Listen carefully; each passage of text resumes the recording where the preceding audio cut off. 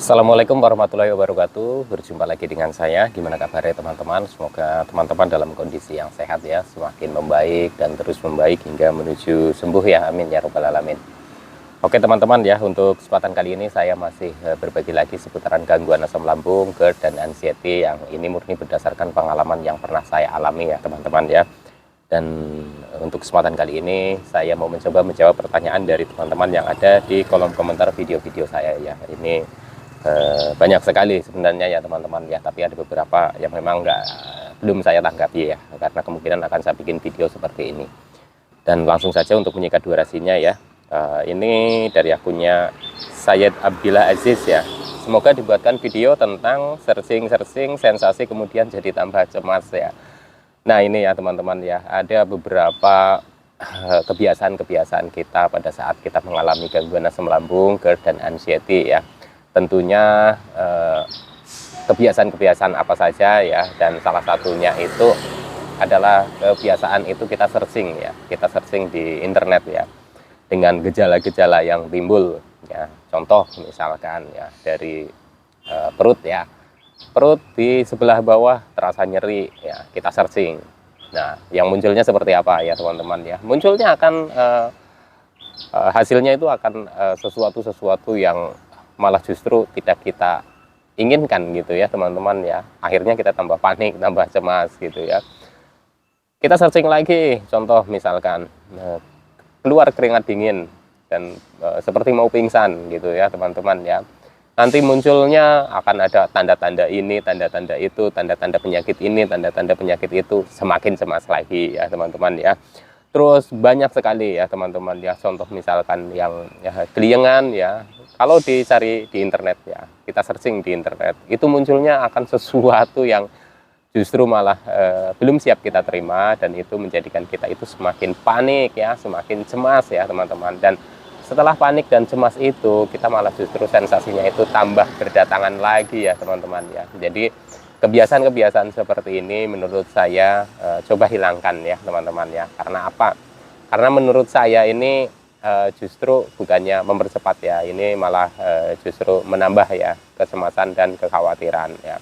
Teman-teman langsung saja ketika teman-teman itu merasakan di kondisi badannya itu kok kayaknya ini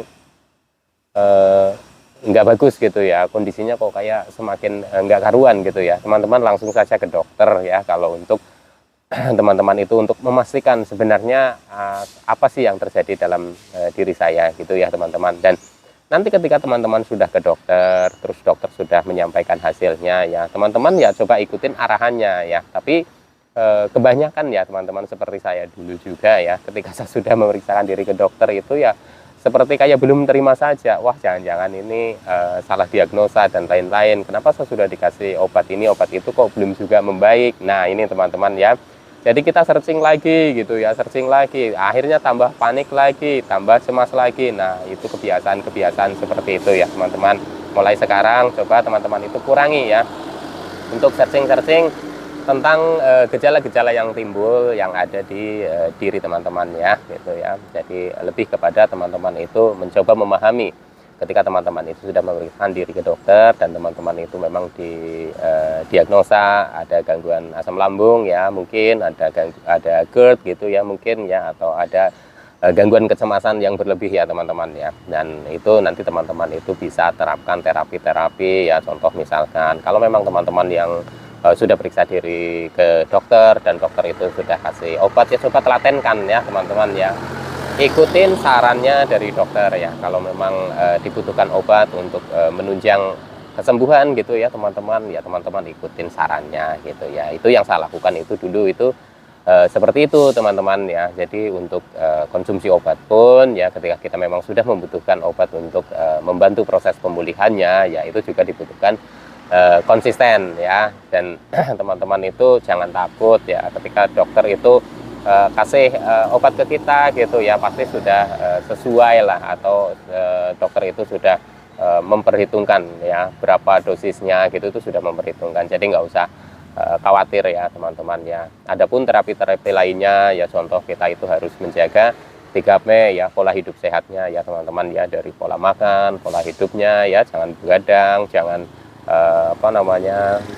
jangan terlalu tidurnya gitu yang teratur, jangan terlalu, pokoknya teman-teman itu jangan terlalu memaksakan diri untuk terus bekerja gitu ya teman-teman ya. Kalau memang kondisi fisik kita itu memang belum memungkinkan ya teman-teman istirahat dulu gitu ya. Pokoknya begadang itu hindari dulu ya teman-teman. Terus olahraga juga harus teratur ya, walaupun hanya sekedar jalan kaki ya teman-teman ya. Itu banyak sekali terapi-terapi seperti itu ya. Terus dari pola pikir kita ya dalam menghadapi gangguan asam lambung, GERD dan anxiety ini, teman-teman itu coba teman-teman itu jangan terlalu berpikirnya yang jauh ya gitu ya. Kita hadapin satu persatu masalah yang timbul gitu ya. Jangan terlalu banyak memikirkan kejadian-kejadian nanti ke depannya gitu ya. Belum saja kita lakukan, kita sudah berpikirnya nanti bagaimana ini, nanti bagaimana itu. Nah, itu akan menjadikan beban kita malah, dan akan semakin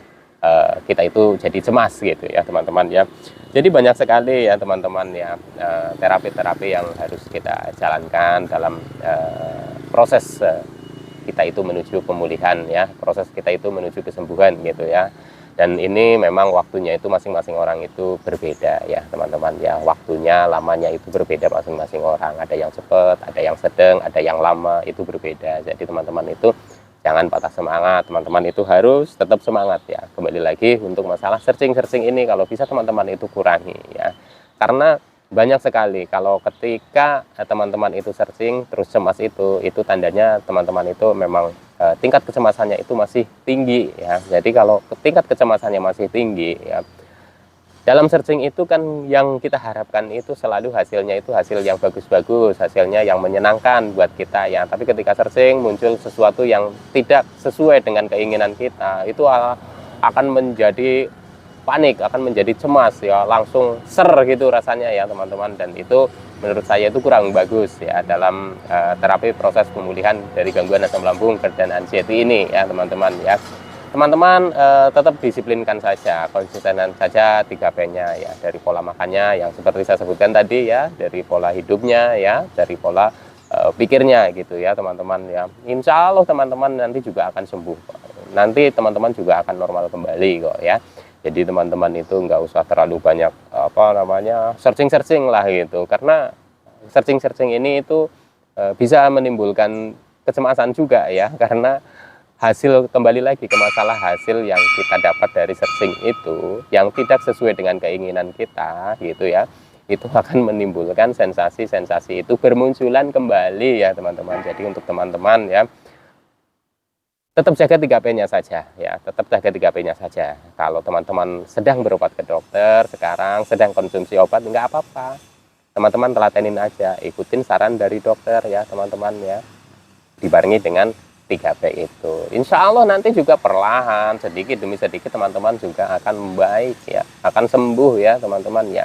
Memang gangguan asam lambung, GERD dan anxiety ini seperti yang saya alami itu seperti kayak kapan sih ini akan sembuhnya, kapan sih ini akan normalnya. Tapi semakin teman-teman itu berpikir seperti itu, semakin kita itu tidak menerima dengan keadaan kita, justru kondisinya kita itu malah justru semakin kalau menurut saya itu semakin nggak karuan gitu ya teman-teman ya. Jadi kayak seperti malah tidak ada kemajuan.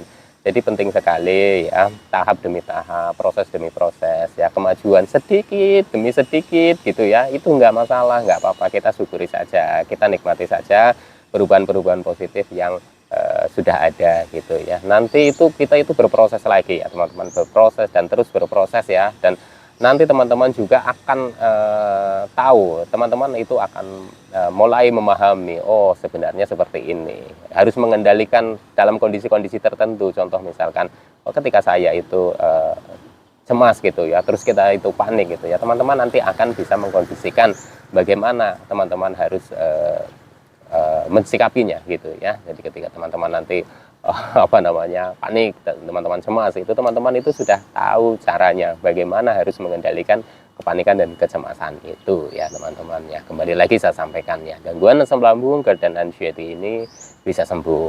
Nah ya, jadi teman-teman, ketika teman-teman juga sudah mulai membaik dan sembuh, saya harapkan teman-teman juga masih tetap konsisten untuk 3P-nya. Karena apa teman-teman ya, karena gangguan asam lambung, GERD dan anxiety ini bisa saja kambuh ya teman-teman ya. Tapi nggak usah berpikirnya kambuhnya dulu ya teman-teman ya. Teman-teman berpikir sekarang itu berpikirnya adalah bagaimana saya bisa konsisten dalam menerapkan 3P ya, secara konsisten lah. Intinya bagaimana bisa konsisten itu teman-teman itu harus coba belajar terus setiap hari, berlatih terus setiap hari gitu ya teman-teman ya.